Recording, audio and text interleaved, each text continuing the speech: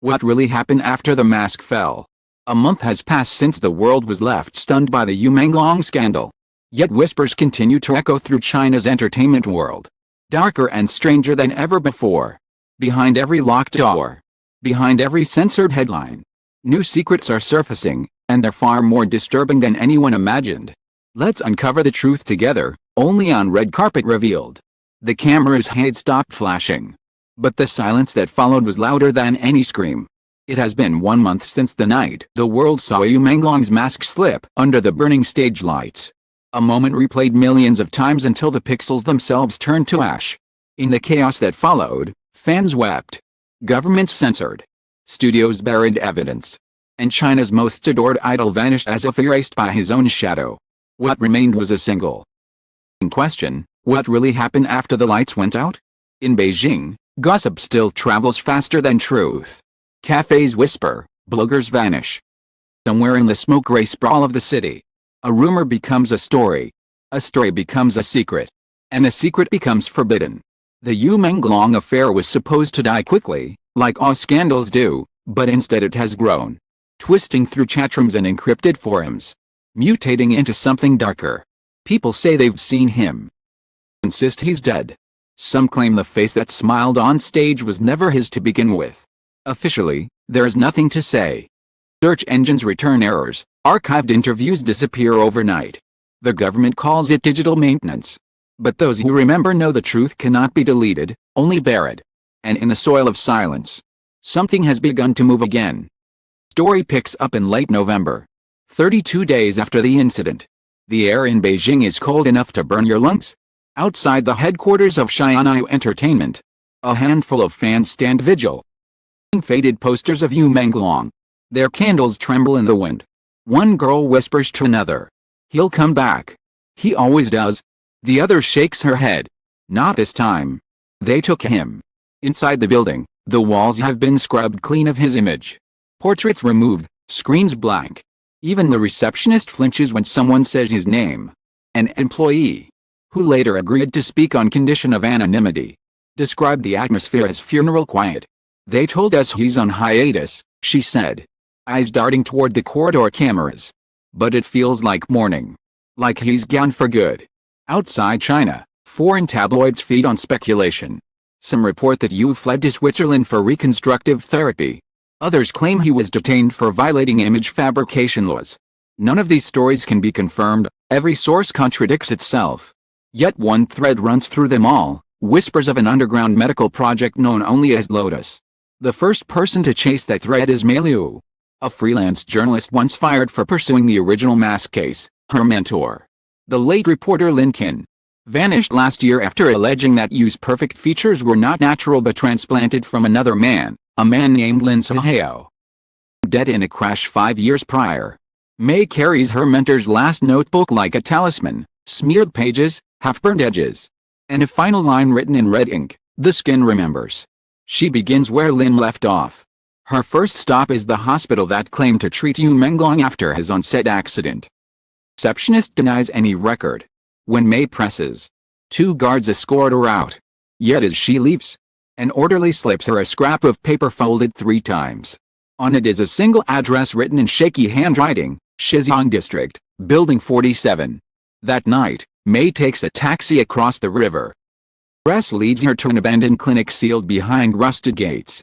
Broken glass glitters like ice under the moon. Inside, dust drifts in sunless air. Surgical tables stand like skeletons of forgotten science. On the wall, fake Chinese characters read, "Beauty is rebirth." Finds old patient files eaten by mold. One folder bears the initials YM. Inside is a blurred photograph, Menglong, or someone almost identical, lying unconscious, face half bandaged. The date stamp, June 14, 2024. 3 months before the scandal. The lights flicker. A sound. Footsteps?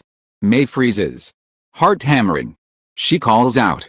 "Who's there?" Only silence answers, then a faint mechanical whir.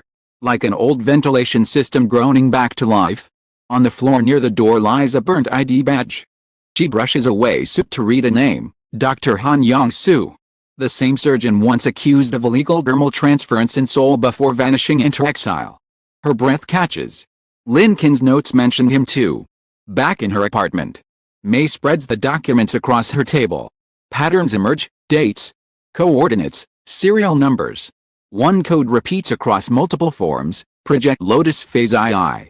She types it into encrypted forms. Within hours, her messages are deleted, and her VPN collapses. But one reply survives long enough for her to read, "You're digging up the dead. Stop." Instead, she digs deeper. Following week, a new video appears online for less than 2 minutes before being erased. In it, a figure resembling Menglong walks through an airport in Seoul, face hidden behind a surgical mask and sunglasses. Even through the grainy footage, his gait seems altered, stiff, mechanical. The caption reads, "Is this him, or someone else wearing him?" Thousands of reposts flood Weibo before the entire platform crashes. When it reopens, all mentions of Menglong are gone. Every post replaced by a single message from the network, content unavailable due to legal reasons. For most people, that is the end. For May, it is the beginning. She flies to Seoul the next morning under a false identity, clutching her camera and her fear in equal measure. The address she follows leads not to a hospital but a warehouse near the docks. Inside, crates labeled in Korean and French bear the emblem of a biotech firm dissolved years ago. The floor smells of disinfectant and old blood. On a rusted desk, she finds photographs pinned to corkboard, human faces mid-surgery, marked with black lines beneath them. Handwritten notes, stage 3 graft successful. One image stops her breath, Menglong, post-operation, smiling faintly as a surgeon's gloved hand adjusts the corner of his mouth. The caption underneath reads, "Identity retention. 42%. A noise behind her, metal scraping concrete. She spins around. A man in a lab coat steps out of the shadows. Hands raised. "Don't scream," he says in accented Mandarin. "I know why you're here." His name is Dr. Han Yong-soo. Or what's left of him, hair gray, eyes bloodshot, voice trembling like an overused machine. "They told you he was an actor," Han says. "But he was an experiment. Phase II was supposed to prove the human face could carry memory. We copied not only tissue, consciousness patterns, neural echo mapping, the skin, the voice, even the mannerisms. They all store fragments of the donor's identity." May whispers, "You mean Menglong isn't Menglong?" Han shakes his head slowly. "He was. And he wasn't. After the crash, we rebuilt him with Lin Soheo's dermal network. For a while, the merge worked. Then it began to split. Two memories fighting in one body. He started dreaming in another man's life." "Where is he now?" she asks. Han laughs bitterly. "Everywhere. Nowhere." When the world saw his mask peel, that was the rejection, his body shedding what didn't belong. They took him away before he could disintegrate completely. Before May can press further. A noise outside, the sound of boots and radios. Han pales. "They found us." He shoves a flash drive into her hand. "Run. If they catch you, erase everything." The door bursts open, men in black flood the room. May dives through a side exit. Bullets shattering glass behind her. She runs until her lungs burn. Until Seoul's neon blur swallows her whole. 2 days later, back in Beijing. Hides in a cheap motel and opens the drive. Inside are video logs, medical recordings labeled Patient Y. M in the first clip. Menglong sits shirtless under white lights. Electrodes on his temples. A doctor off-screen asks, "Name?" He hesitates before answering. Lin Soheo, the second clip, recorded a week later, shows him trembling. "They tell me I'm Menglong," he murmurs. "But when I close my eyes, I see another man's death. I feel his heartbeat under my skin." Whose memories are these? May's hands shake. The third clip cuts abruptly to static. But for a split second before the feed dies, or Lin, stares directly into the camera and whispers, "Help me." That night, May uploads a redacted version of the footage to a secure international network. Within hours, her connection drops, lights flicker, and someone knocks on her door 3 times, slow, deliberate. She doesn't answer. By dawn, she is gone. Only the room remains, curtains drawn, tea still warm. Laptop wiped clean except for a single text file. 2 words, "It breathes." The file spreads before authorities can contain it. Forums resurrect a legend. Conspiracy theorists connect Project Lotus to state research on digital immortality, claiming the goal was to preserve celebrity consciousness as national property. Some call it propaganda. Others call it resurrection. Meanwhile, sightings of Menglong increase. In Shanghai, a driver swears he picked up a passenger who looked exactly like him but spoke in two voices, alternating tones mid-sentence. In Chongqing, a child recognizes his face on a passing man and screams. On TV, the man smiles sadly and replies, "Not anymore." Then he disappears into the crowd. December arrives. The capital dresses itself for winter festivals, pretending everything is normal. The bright banners and streaming lanterns. A chill remains, an awareness that something unnatural walks among them. Editors avoid the topic. Television hosts stutter when a caller mentions his name. A banned documentary from Hong Kong airs for 10 minutes before blackout. Its closing line reads, "When the mask fell, the mirror cracked, and through the crack, another self stared back." By now, the government labels all discussion of Menglong cultural defamation. Websites purge archives. Search results reroute to harmless celebrity gossip. But truth has a strange persistence. It seeps through censorship like water through stone. Every deletion births a dozen reposts. Every lie breeds another witness. Meliu's footage surfaces again on an encrypted Western server. This time subtitled in 5 languages. The world watches, horrified and fascinated. Scientists debate whether memory can live in transplanted skin. Philosophers argue that perhaps identity was never meant to be singular. Fans, once blinded by love, demand to know if the man they adored ever truly existed. Somewhere, far from the noise, in the quiet borderlands between myth and medicine, a figure moves beneath a hood, half face concealed. He travels at night, avoiding cameras, carrying nothing but a notebook labeled Lotus. Under the hood, his features shift with each passing light, sometimes you, sometimes Lin, sometimes something in between. To the world, ghost, to himself, he is both experiment and evidence. His reflection follows him, whispering in 2 voices, "I remember. Do you?" The month that was supposed to bring closure instead opens a new abyss. Each revelation deepens the riddle. Truth births another wound. There is no longer one man, one name, one story. There is only the question that started it all. Heavier than ever, who wears the face, and who lives beneath it? The answers are coming. And when they do, change everything. The first snowfall of December fell like ash across Beijing, soft, silent, merciless. Streets glittered under lamplight, flake erasing footprints as fast as they were made. It was a fitting landscape for forgetting. Yet the city could not forget Menglong. His name had become a phantom code, whispered in back alley tea houses and encrypted chatrooms, muttered like a curse by those who once adored him. Officially, the case was closed. Unofficially, just begun to breathe again. In the weeks following Meliu's disappearance, fragments of her investigation leaked through mirror servers abroad. The footage of the hospital sessions. "Fashion help me." The burned initials YM, they spread like contagion. Governments denied everything. The Ministry of Culture called it Western psychological warfare. But the denials only sharpened curiosity. Even censors could not suppress the simplest of human hungers, the need to know. At 3 a.m. one night, an anonymous post appeared on a dark web forum devoted to the Lotus myth.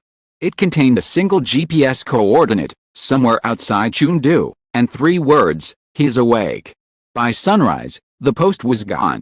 But a screenshot remained, shared thousands of times before deletion. It reached a small circle of international journalists who had followed the story from afar. Among them was a documentary filmmaker named Nathan Reed, who had never believed the scandal. To him, Menglong was a victim of online hysteria, a beautiful man destroyed by envy and conspiracy. Yet something about the coordinate felt deliberate, almost like an invitation. 2 days later, he boarded a flight to Chengdu with a single camera and a rented translator. What he found was not a hospital or a hideout, but an abandoned mountain sanatorium half buried in snow.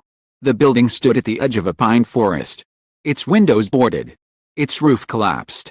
Inside, rusted IV stands leaned like wilted flowers.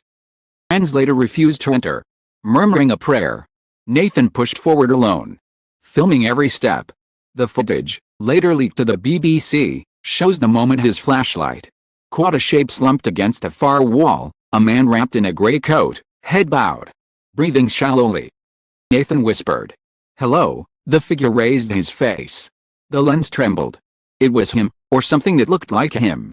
Menglong, eyes hollow and uneven as if warping beneath the surface. He blinked, struggling to focus. "Do you know me?" he asked in Mandarin. Nathan nodded, barely breathing. "Then you shouldn't have come," Yu murmured. "They don't like witnesses." Before Nathan could reply, camera jolted. The man stood, staggering toward a cracked mirror. "I can't tell which reflection is mine anymore," he said. "Sometimes I see him. Sometimes he sees me." Then, almost pleading, "Tell them I tried to be perfect." The film ends abruptly with a scream and a burst of static. Authorities later claimed it was staged. Nathan Reed vanished a week after returning to London. His luggage arrived without him. Inside it was only his camera battery and a note written in Chinese, "The face remembers." By New Year's Day, the scandal had mutated into mythology. Conspiracy channels spoke of the Lotus program, a secret state project to manufacture eternal icons. Sects called Menglong a mirror-born spirit. Memes mixed horror and devotion, glowing eyes, cracked porcelain skin. Captions like "He is still watching." For every skeptic debunking the rumor, a new witness appeared claiming to have seen him walking under neon signs in some distant city, Seoul, Bangkok, Prague. Each sighting contradicted the last. Each felt real. Then, on January 10th, the impossible happened. A livestream appeared on a foreign server titled simply Rebirth. The feed opened to a dark room. Single bulb swinging. A silhouette seated in shadow. The voice that spoke was unmistakable, calm, melodic, fragile. "You kept looking for me," said. "So I came back." The figure leaned forward. Half the face was flawless, the other half bore faint surgical seams glinting under the light. The audience count exploded, hundreds of thousands watching, hearts pounding. "They made me a promise," he continued. "They said I'd never age, never fade. But the memories, they rot faster than the flesh." Did a trembling hand, pressing it against his cheek as if holding himself together. "I'm not asking for forgiveness," he whispered. "I just want you to stop calling me beautiful." Feed cut out after 7 minutes. Servers crashed worldwide. Analysts argued whether the video was deep-faked. But biometric mapping confirmed the voice. The mannerisms, both identical to Menglong. Yet the timestamp embedded in the file predated the broadcast by 3 weeks. Whoever had uploaded it was not him. In Shanghai, the government launched an official investigation, citing cyber bioterrorism. New task force, Lotus Control, raided several medical facilities. One lab in particular drew attention, the Wang Institute for Cognitive Restoration. Hidden among its confiscated data was a file labeled Lotus Phase III, Continuity. It contained footage of a laboratory prototype, a translucent humanoid form suspended in fluid. Facial muscles twitching in simulated expression. In the background, a scientist's voice said, "Subject YM. Ready for imprint." The file leaked, as they always do. Public outrage erupted. Overnight, Menglong transformed from fallen idol into martyr, a symbol of how far humanity would go to possess beauty. Protesters held signs reading "We are the mask." Police dispersed them with tear gas. Online, hashtags multiplied faster than deletion could keep up. The myth had become rebellion. Amid this storm, an email reached several journalists simultaneously. It bore no sender. Only a short message. "Meet me where snow meets sea. You'll find the truth." Attached was a coordinate on the northern coast of Japan. Most ignored it. But one, an investigative blogger named Ayako Bayashi, followed. She traveled to a remote fishing village near Aomori where locals whispered about the foreigner with a scarred face. They said he rented a shack overlooking the waves. Paid in cash, spoke little. Rode every night by candlelight. "I found the cabin easily." Windows were fogged, the smell of salt and decay hung in the air. She knocked once. Silence. Twice. A shuffle inside, then a voice. "If you're here for an interview, you're already part of it." He opened the door. The sight stole her breath.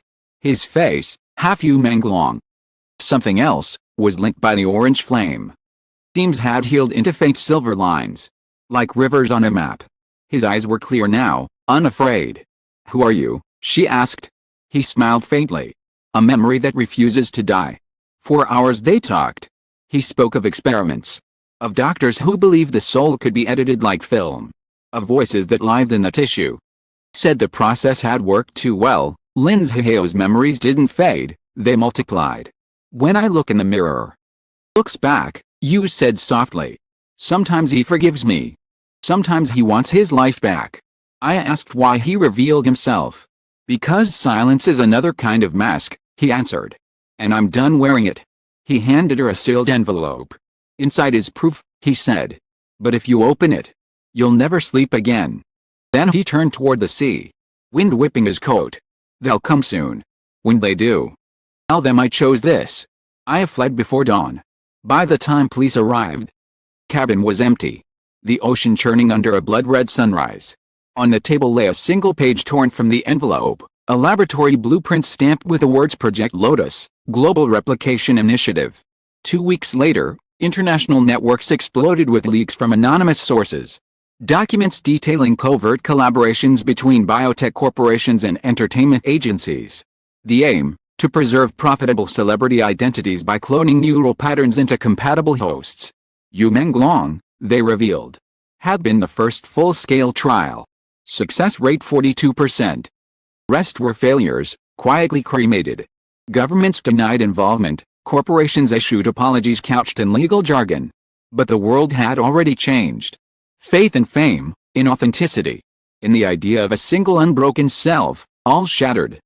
Every influencer, every actor, every politician was suddenly suspect. Faces became masks, truth became performance. And still, sightings continued. In Hong Kong, a street violinist played an original song titled Lotus Dream. Viewers swore his hands moved exactly like Menglong's.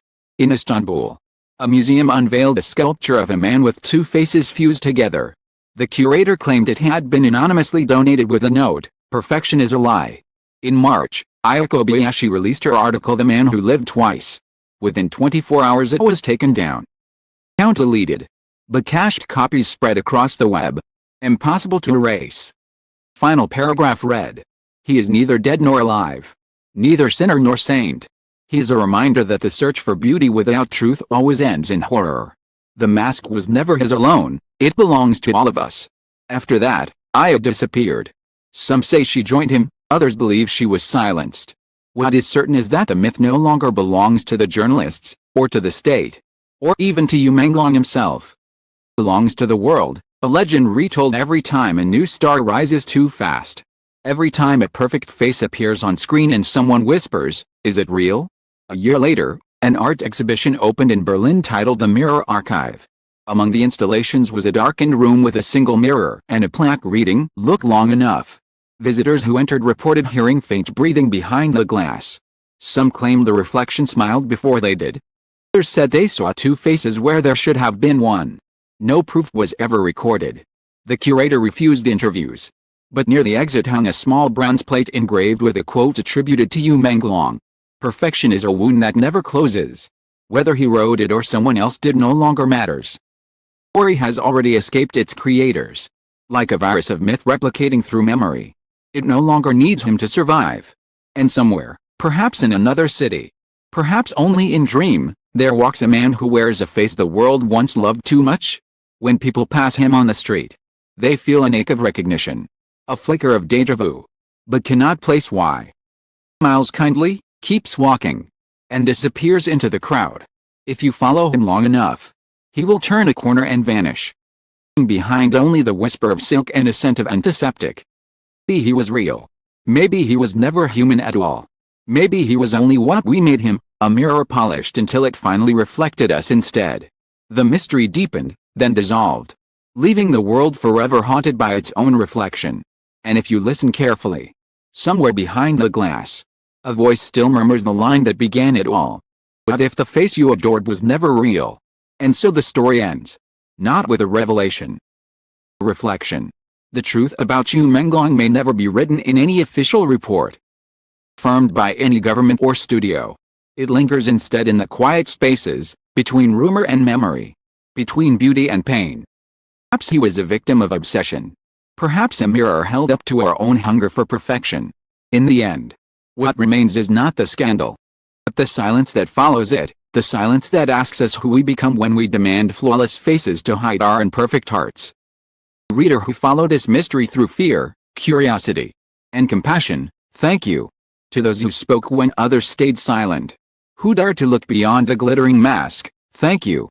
To the witnesses, the believers, and the doubters, your voices kept the story alive. This journey was never just about one man, it was about all of us, and the fragile truth that beats beneath every beautiful lie. We remember, perfection fades, but honesty endures. And if one day you see a familiar face in the crowd, smiling a little too perfectly, don't look away. Just remember his story. Thank you for reading. Red carpet revealed.